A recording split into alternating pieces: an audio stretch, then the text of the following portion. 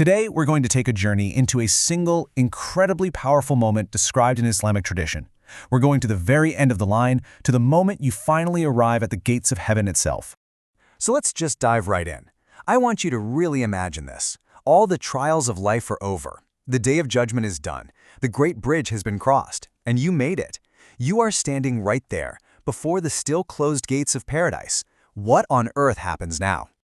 Well, the very first thing you'd notice is the feeling in the air.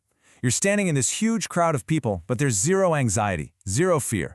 It's just this overwhelming, almost electric sense of joy. A happiness so deep it's described as making you feel like you could literally fly. Now, where does all this joy come from?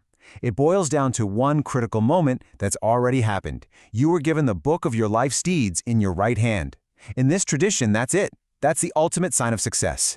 It's the confirmation that every single struggle, every good deed, every prayer was all worth it. Can you imagine that feeling of pure, absolute relief? So you're in this crowd, feeling this incredible happiness, and then something amazing starts to happen. You have to remember, after the intensity of the Day of Judgment, where everyone was on their own, this is the first time people are really seeing each other again, and the reunions begin. And who do you see first? Your people, your family, your closest friends, everyone you loved and missed so dearly. But the most beautiful part of this whole reunion is knowing for a fact that this time, there are no more goodbyes. You're together forever. And then, after those deeply personal reunions, your gaze lifts and you see them. Beings of pure light. The angels who were part of humanity's story are right there to greet you, and it is a breathtaking sight. The Archangel Gabriel himself is there, and the narration says that as he moves his wings, light just pours from them like falling jewels and pearls. Just wow. And just when you think it can't get any more incredible, it does, because that's when you see them.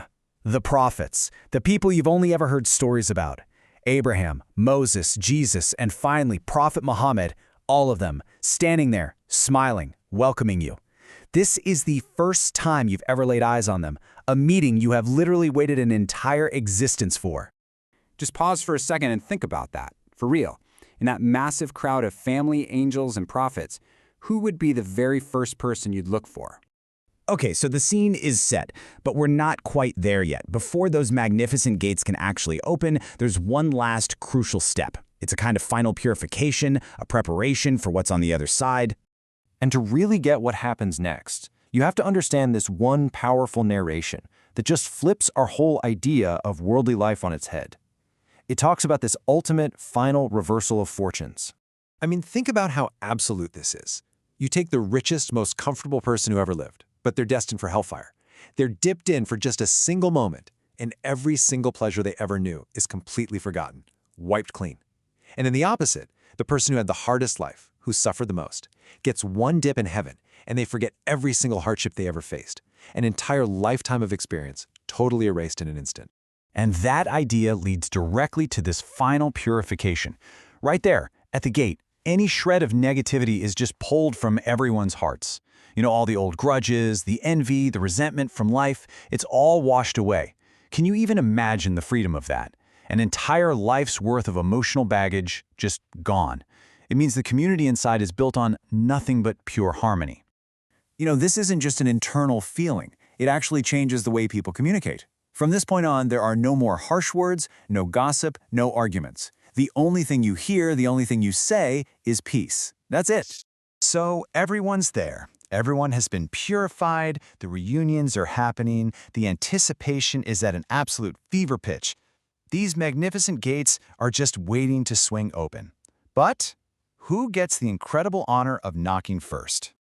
Well, the answer comes directly from Prophet Muhammad himself. He said that he would be the one to walk up to the gate of paradise and ask for it to be opened. The angel keeping watch will ask, "Who are you?" And he'll reply, "Muhammad." And the angel's response is just so powerful. He says, "I was commanded not to open it for anyone before you." This was his unique honor. He's the one who gets to usher all of humanity into their eternal home. So the prophet knocks, and the gates begin to open. But right in that moment, just before anyone steps inside, a voice rings out. It's a divine announcement, an angel calling out to every single person there, and he declares 4 eternal promises, 4 guarantees from God. And this is it. This is basically the end of every single fear humanity has ever had. You're promised that you will live forever and never die, that you will be healthy forever and never get sick, that you will be young forever and never grow old, and finally, that you will be blessed forever and never ever feel sad again. Just let that sink in for a second. These 4 promises mean the complete and total end of all human suffering. And life from this moment forward isn't just some flat line of being happy. No, it's a state of constantly increasing joy and well-being and wonder forever. All right, this is it. We've arrived at the final threshold. The promises have been made, the prophet has knocked, the gates are open, the moment is finally here. So imagine this. Those massive gates swing open wide. The first thing you experience is a gentle breeze, and it's carrying a scent more beautiful than anything you could ever imagine on Earth. You see a light that's unlike any light you've ever known, and you lift your foot, and you take your very first step across the threshold, into heaven. You're finally home. The long journey is over, and a new, eternal one has just begun. Which leaves all of us with one last profound question to think about. You're inside. You've made it. What is the very first thing you do?